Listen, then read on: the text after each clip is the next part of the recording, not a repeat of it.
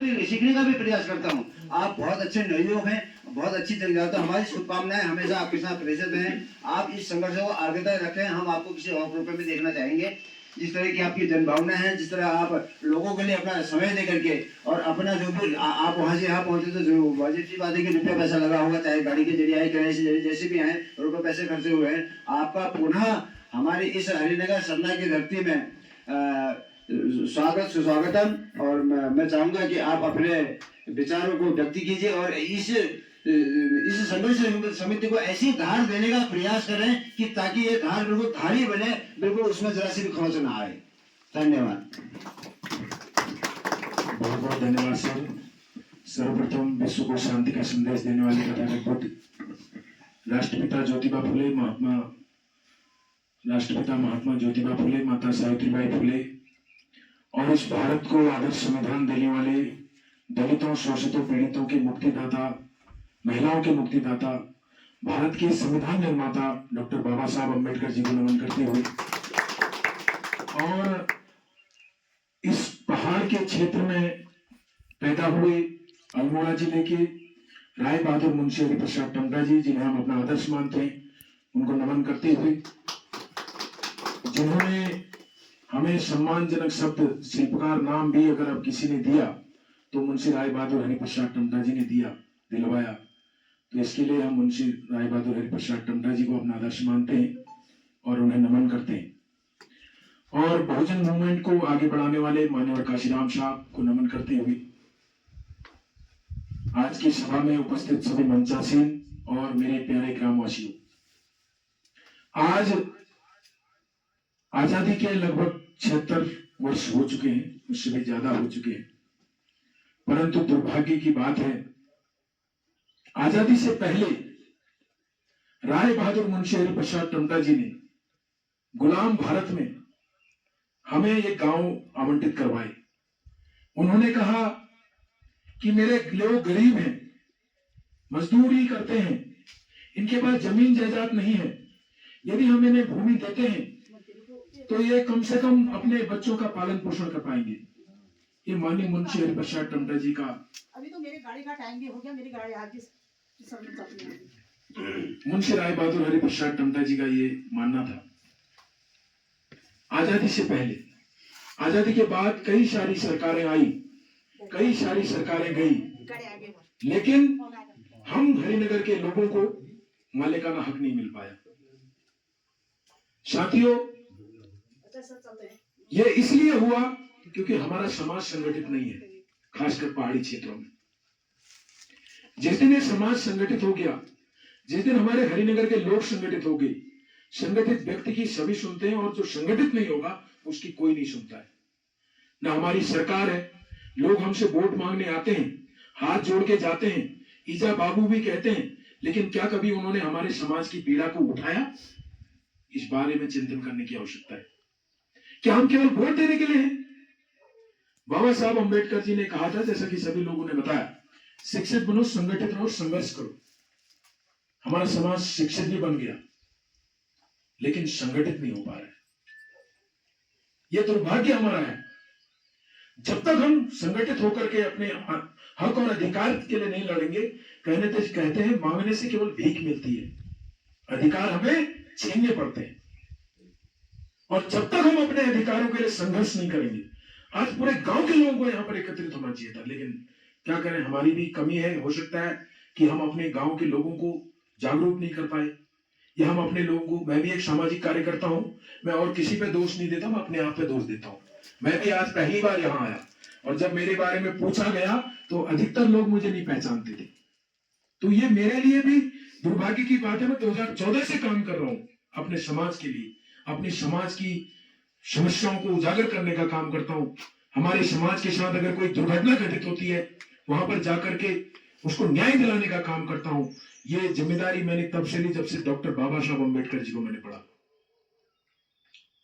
हम जब देख रहे हैं, अधिकतर लोग जब हम हरिनगर के गांव में जाते हैं तो मुंशी राय बहादुर हरिप्रसाद टमटा जी की ना तो जयंती मनाई जाती है वहां, और ना उनको जानते। जब हम अपने बुजुर्गों को नहीं पहचानेंगे तो हमारा काम कैसे चलेगा? जिन बुजुर्गों ने अपने बच्चों की कुर्बानी देकर के, जिन बुजुर्गों ने अपना कभी हित नहीं सोचा, केवल अपना सामाजिक हित सोचा, उन बुजुर्गों को हम नहीं जानेंगे तो हमारा कैसे हम उन्नति कर पाएंगे। एक दौर था, अब अनुमान लगाइए, हमारे युवा साथी भी हैं, इससे तो गुलाम भारत अच्छा था। कम से कम हमें उस समय वो मालिकाना, वो कम से कम जमीनें तो आवंटित कर गए अंग्रेजों से कह करके। आज हम आजाद भारत में हैं। कौन है हमारा, किससे कहेंगे हम?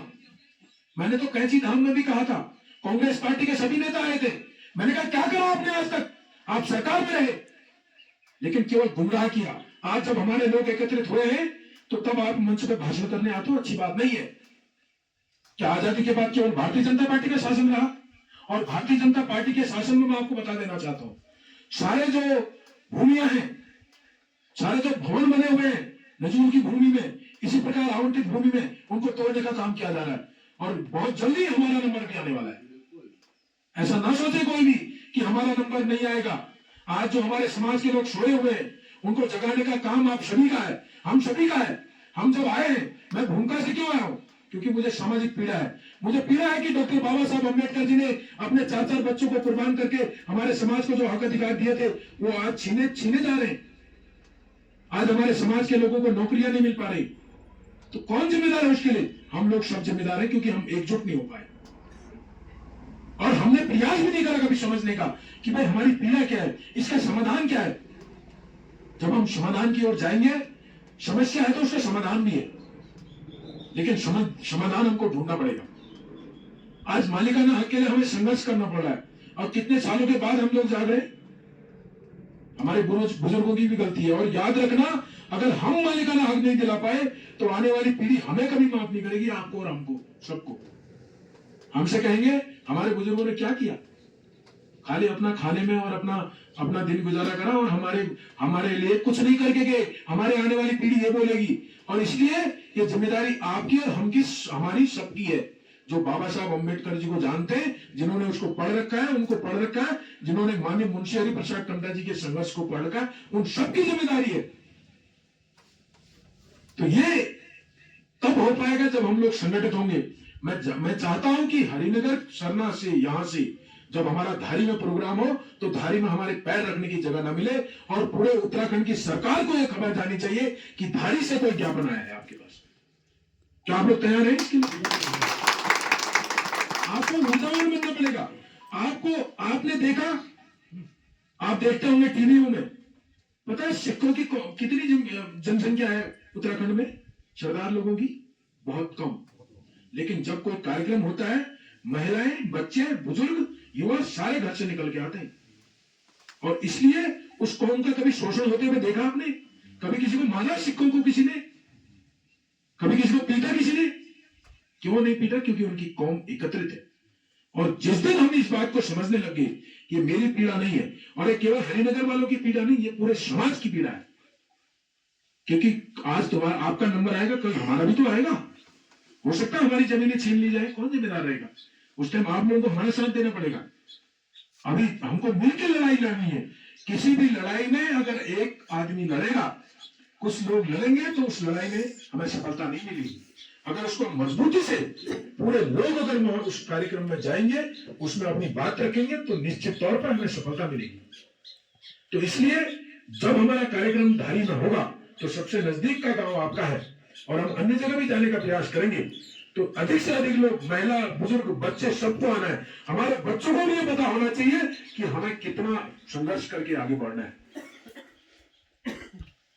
और हम देख रहे हैं अभी जो है डमुआ ढोंगा वालों को भी नोटिस आ गए, डमुआ ढोंगा वालों को भी नोटिस आ गए, रामनगर वालों को भी नोटिस आ गए, गोलापार वाले लोगों को भी नोटिस आ गए। और वो दिन दूर नहीं जब आपको भी नोटिस आएंगे। ये भारतीय जनता पार्टी की सरकार किसी की सुनने वाली नहीं है। लेकिन हमें सरकार को ये बताना पड़ेगा कि हमारा समाज एकजुट है और हमारा वोट तो चाहिए ना सबको। वोट देने तक होता है पार्टियां, वोट देने के बाद जो भी पार्टी प्रदेश में बनती है, आती है, वो सबकी होती है। क्योंकि हम वोट के साथ साथ टैक्स भी देते हैं। हम 1 रुपए की टॉफी भी खाते हैं तो उसमें से भी टैक्स देते हैं सरकार को। तो कम से कम वोट भी हमारा, नोट भी हमारा है और तुम हमें हमारे अधिकारों से वंचित कर रहे हो। तो इसलिए हमें इस बात को समझना पड़ेगा कि हम लोग टैक्स देते हैं सरकार को, सरकार हमारे ऊपर कोई एहसान नहीं करती, लेकिन उसको हमें मजबूती से जगाना पड़ेगा। जब हमारी भीड़ दिखेगी, जब हमारे लोग दिखेंगे, उनको ये महसूस होगा कि ये समाज एकजुट हो गया है, ये लोग एकजुट हो गए, सारे हरिनगर के लोग, भले उसमें कोई भी जाति बिरादरी के लोग आते हो, सब लोग अगर एकजुट हो गए तो मजबूरन हरिनगर को मालिकाना हक देना पड़ेगा। क्या आप लोग तैयार हैं? आप लोग आएंगे पूरे परिवार के साथ? तो एक बार जोरदार नारा लगाएंगे, जय भीम, जय भीम, जय भीम, जय भीम, जय जय जय जय जय भीम, जय भीम, जय भीम। मुंशी राय बहादुर हरिप्रसाद टंडा जी अमर रहे, मुंशी राय बहादुर हरिप्रसाद टंडा जी अमर रहे। धन्यवाद। जय भीम। नमो बुद्धाय।